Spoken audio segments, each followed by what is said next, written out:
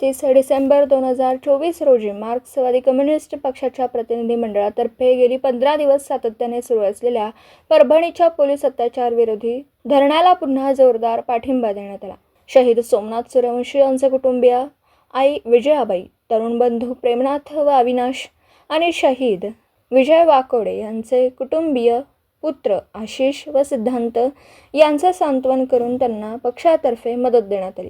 मार्क्सवादी कम्युनिस्ट पक्षाचे polity bureau सदस्य डॉक्टर अशोक ढवळे, राज्य सचिव मंडळ सदस्य विजय गाभणे, बीड जिल्ह्याचे जाती अंत संघर्ष समितीचे राज्याचे नेते बबरू आहान पोटभरे, पक्षाचे राज्य कमिटी सदस्य व SFIचे राज्य सचिव रोहिदास जाधव, परभणीचे नेते कीर्तिकुमार बुरांडे, हिंगोली जिल्हा कमिटी सदस्य अंकुश बुधवंत, राज्य कमिटी सदस्य व परभणी जिल्हा सचिव उद्धव पौळ, सर्व जिल्हा कमिटी सदस्य रामकृष्ण शेरे, दत्तूसिंग ठाकूर, अशोक बुरखुंडे, रामेश्वर पौळ, दीपक लिपणे, रामराजे महाडिक, नसीर शेख, राजू दक्ष यांचा समावेश होता. दोनही शहीदांना न्याय मिळावा म्हणून परभणीत सुरू असलेल्या धरणे आंदोलनाला पाठिंबा देत दोघांच्या मृत्यूला आणि अनेक स्त्री पुरुषांवर झालेल्या जब्बर लाठीमाराला जबाबदार असलेल्या पोलीस अधिकाऱ्यांना अटक करून त्यांच्यावर कठोर कारवाई करण्याची मागणी डॉक्टर अशोक ढवळे यांनी धरणात केलेल्या आवाहनात केली.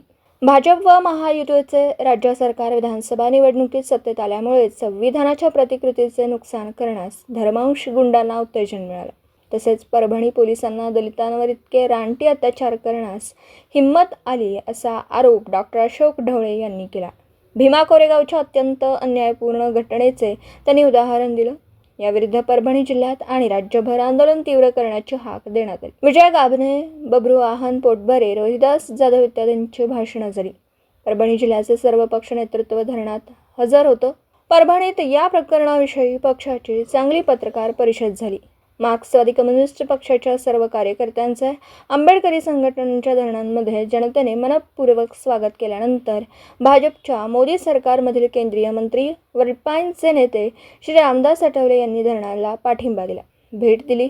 पण तेथील महिलांनी त्यांना प्रश्नांनी भंडावून सोडून चक्क पळवून लावलं. 27 फेब्रुवारी ते 1 मार्च 2025 या काळात पक्षाचे 24वे महाराष्ट्र राज्य अधिवेशन परभणी जिल्ह्यात सेलू येथे होणार आहे. सायंकाळी अधिवेशनाच्या तयारीसाठी पक्षाच्या परभणी जिल्हा कमिटीची बैठक डॉक्टर अशोक ढवळे व विजय गाभणे यांच्या उपस्थितीत झाली व तयारीच्या नियोजनाचा महत्त्वाचे निर्णय घेतले.